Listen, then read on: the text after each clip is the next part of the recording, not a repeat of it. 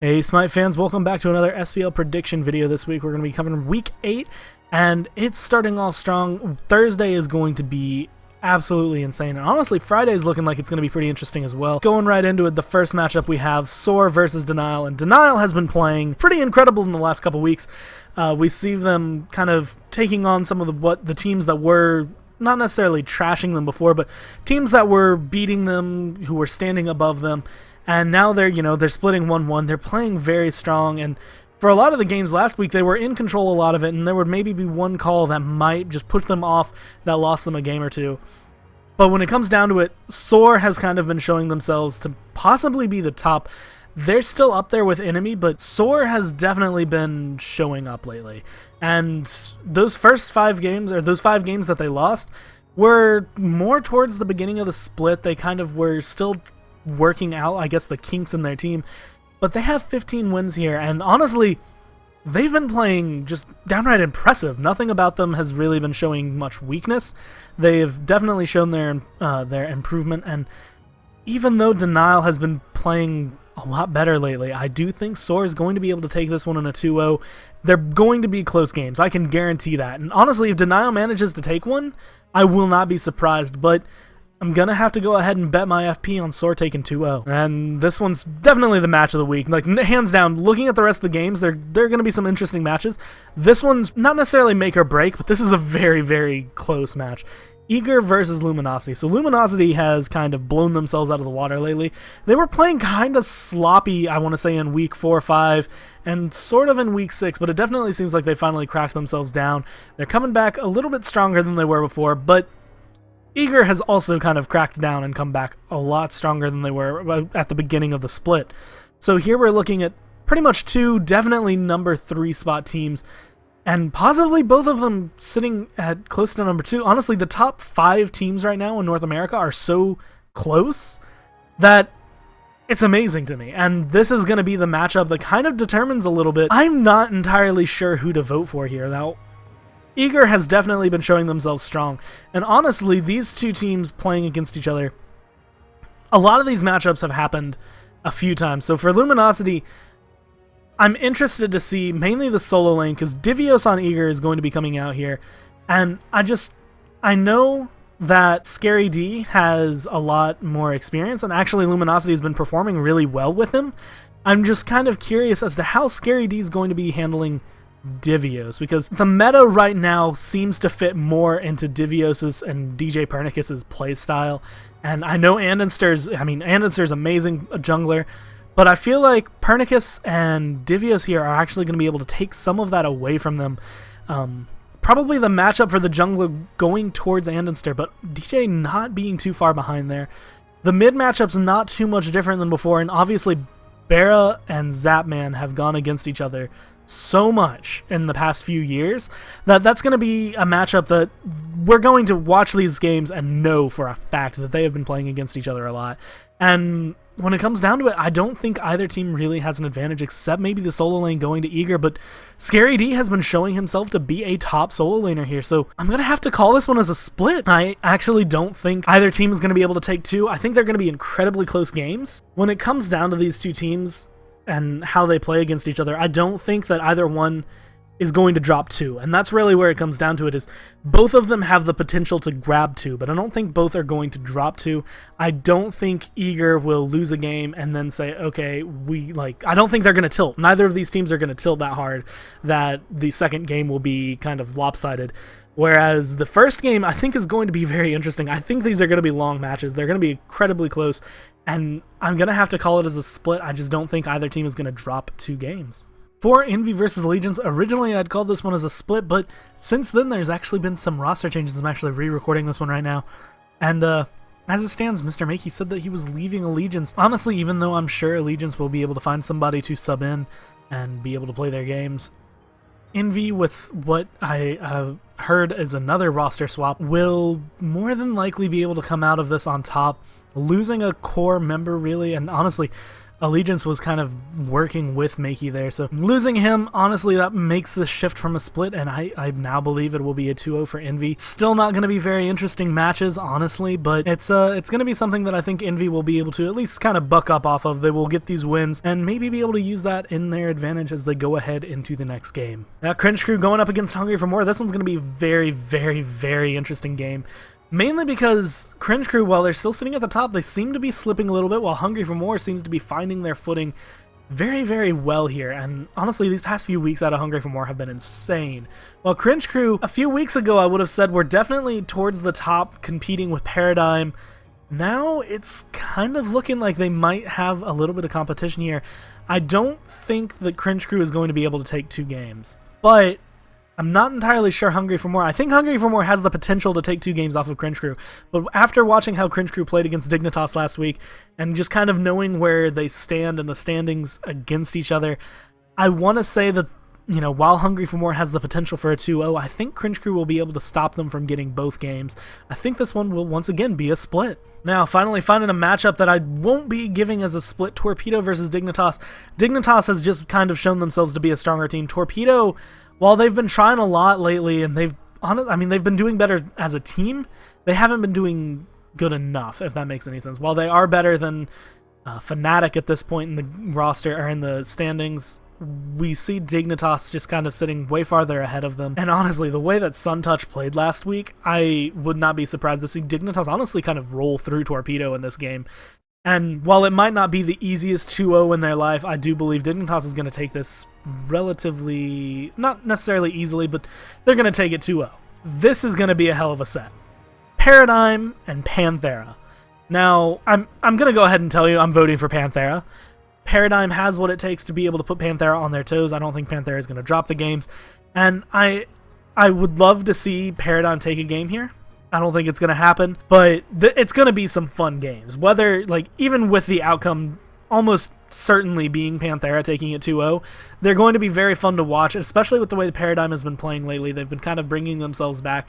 Week 6 was a little bit of a sore spot for them. Last week, they were definitely back to their old selves, and I hope that we get to see that same kind of play this week, even though Panthera is definitely going to take that 2-0. For Fnatic versus Leftovers, at the beginning of the split, I would have given this to Fnatic easily. Leftovers, however, has definitely evolved into something that is a little bit stronger, and honestly, I can kind of see the matchup right back there. You can see I voted for Fnatic in their last set, and Fnatic just disappointed. I don't think the players are really taking the game as seriously as they could.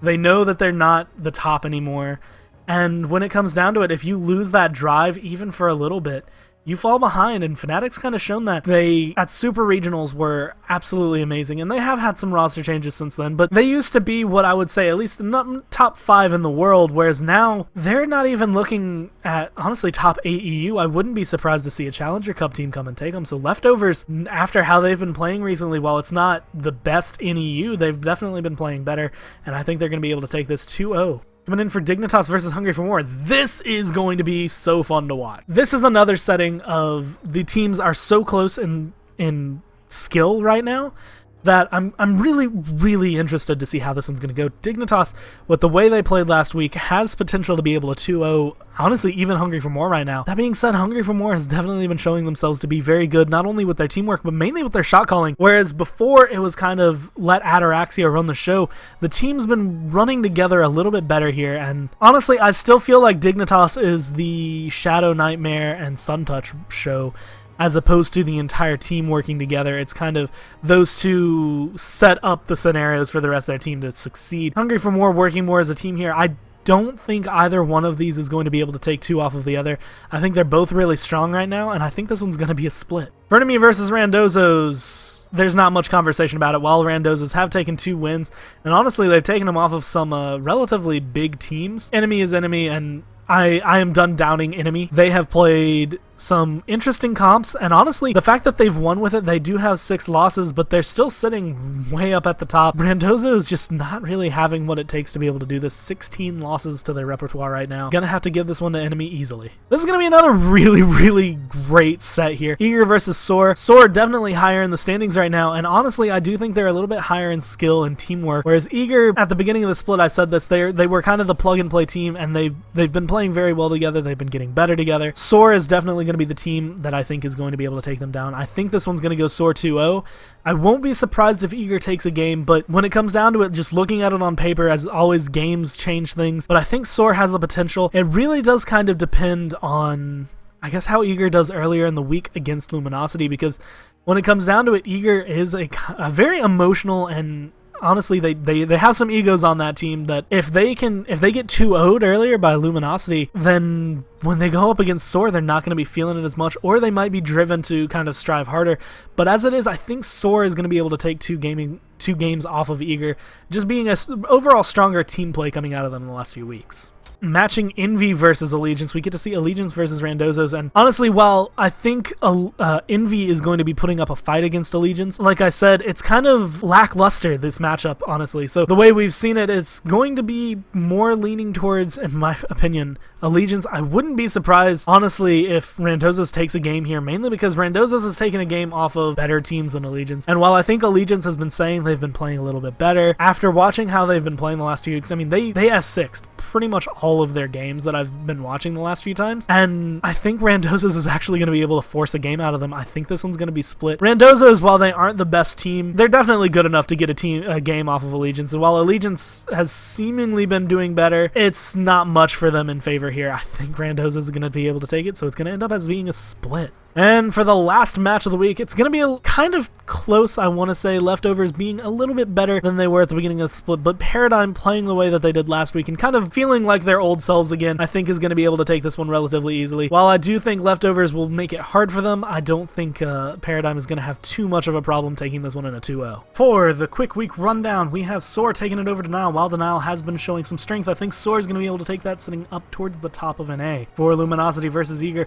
this is going to be the match of the week. Neither team, I think they're both so strong that neither team is going to drop 2 games, and that's really where this one stands.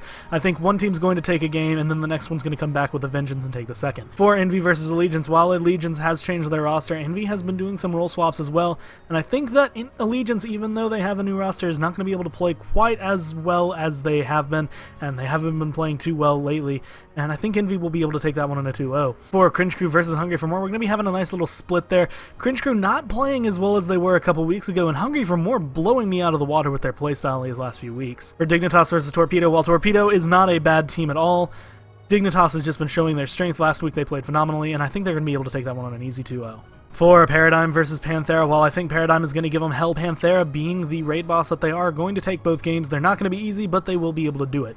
Leftovers versus Fnatic. Let's face it, Fnatic is at the bottom of the rung for a reason. Leftovers, even if they have a bad game, will be able to take that one in a relatively easy 2-0. Or Dignitas versus Hungry for More, I'm calling this one as a split. Dignitas playing really well, but so is Hungry for More. I think both teams are really strong, but I don't think either one's strong enough to take 2 games off of the other. I think this one's going to fall as a split because neither team not necessarily isn't strong enough, but both are just too strong for the other. For Enemy versus Randozos, it's top of the rung versus the bottom of the rung. Enemy's going to have a relatively easy time about it. Randozos, while they have been playing a little bit better, won't be able to come out of this on top. They might give Enemy a little bit of a run for their money, but not enough to make anybody's heart beat too heavily. For Eager versus SoaR, again, while Eager is a great team, SoaR has just kind of been showing how great they are these last few weeks. They've been playing phenomenally, and when it comes down to it, I don't think Eager has what it takes to even take a game off of them, so we're going to get a 2-0. For Allegiance versus Randozos, Randozos playing much better in the last few weeks than they did initially, and honestly, when we look at it, Allegiance hasn't been playing that well, and now that they've changed their rosters again, while it might work out for them, I don't think it's going to work out for them as well as they would like. I think they're going to split with Randozos. For Paradigm versus Leftovers, I'm calling that as a Paradigm 2-0. Leftovers has been improving a lot lately, but it's just not quite enough, I think, for them to be able to take down Paradigm, and so as it is, Paradigm going to be having a not necessarily easy time of it, but they're going to be able to take a 2-0. And once again, I'd like to thank you guys for watching these videos. They're really fun to make, and honestly, this week, This week's a doozy. This week is going to be so fun to watch. I'm really excited to be it's a good time to be a Smite fan for this week. We have 2 more weeks after this, and honestly, Panthera is the only one confirmed going to DreamHack. This one's going to be a little bit of a decisive measure for some of these teams, but there are still some chances. There's not everything finalized yet, and so some of these games are going to be a very big deciding factor in how these teams do later on in the split and who makes it a DreamHack. And when it comes down to it, we're always in it just to see some great games. And once again, I'll see you next week for week 9 when they come through. This week's going to be a doozy. Next week should be just as fun.